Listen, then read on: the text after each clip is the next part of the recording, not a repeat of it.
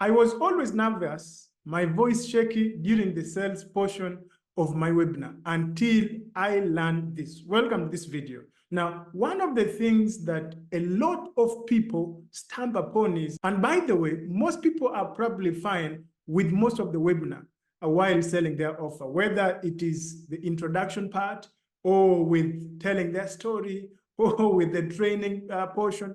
Most people are very comfortable with those parts. But once it gets to this point when they are now actually presenting their offer and pitching and closing, that is when things begin to fall apart.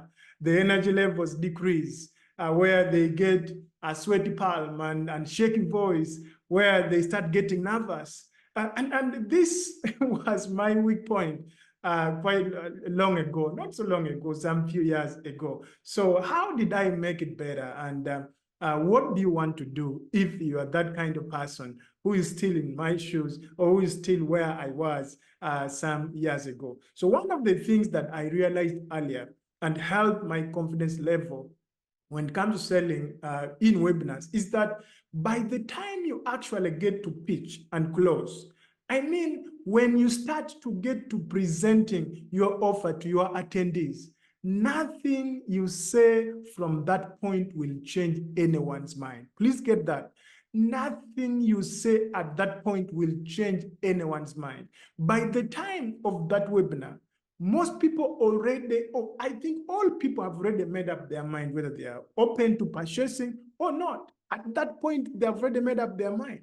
So the pitch or the close part of your webinar, the only purpose of it is to get people who already in their minds, they already know, who already in their minds are saying, yeah, this is something I'm interested in. That is why they're holding on up to that moment. So the only point I want you to get it, and I want to get this to your soul, the only point is to get those people who are saying yes to actually get their cards to buy or to actually take the action and buy. That is the target.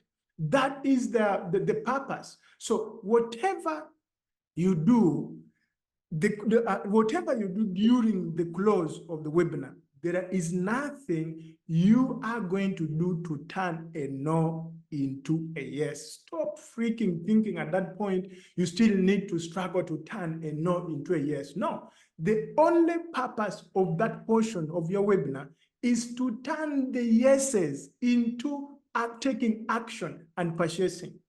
Mark my words, turning the yeses into taking action and purchasing. It's like the lady has said yes. You have already proposed and she says yes. Now what you need is to put up the arrangement to make sure that you bring her home. that is all you're doing.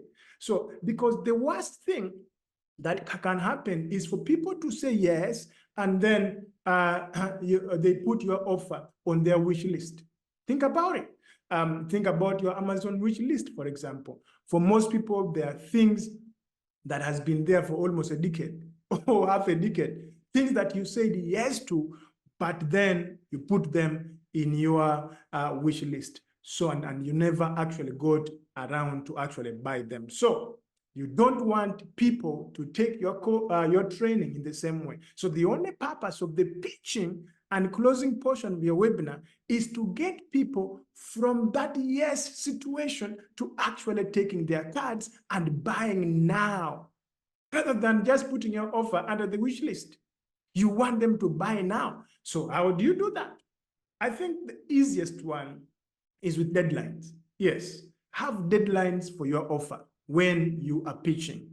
The reason we have deadline is definitely for urgency and scarcity. That's what you want to create, because people make decisions emotionally and justify those decisions later with logic. So what you want to do is that now, because here's the point, people are more likely to buy immediately after seeing the offer when their emotions are still high, when their excitement is still high, and the information is fresh in their mind than later on. Because the more time that passes after they see the offer, the less likely they will want to buy. So you must use urgency and scarcity I don't know, I think it's called urgency. Okay, urgency and scarcity to get people off the fence. So we are not trying to force a yes. Get it right? We are not trying to force a yes. We are trying to force a decision. The decision has to be yes or no. So if they want it, we want them to buy it now. Yes, if they want it, then we want them to buy it now. That's the whole point. That's the whole point. So that's why we do these things with deadlines. So it's deadline that will help you create the urgency and scarcity. It's deadline that will encourage people to take action now. It is a deadline that will add the form of fear of missing out. And you see, and so that has the beauty with deadlines. Why you add FOMO with deadlines. For example, for discounted prices, maybe for bonuses or for cut closes. You say the cut will be closing the next 48 hours, and you'll miss out on this. This is how you are able to force someone who has said yes to take the action now. And that is the closing or the pitching part of your webinar. So relax. Know that you're talking to people who have already bought in. You are not turning, at that point, you're not turning a no into a yes. You are simply saying yes, you've made the choice, you've said yes, now take the decision now.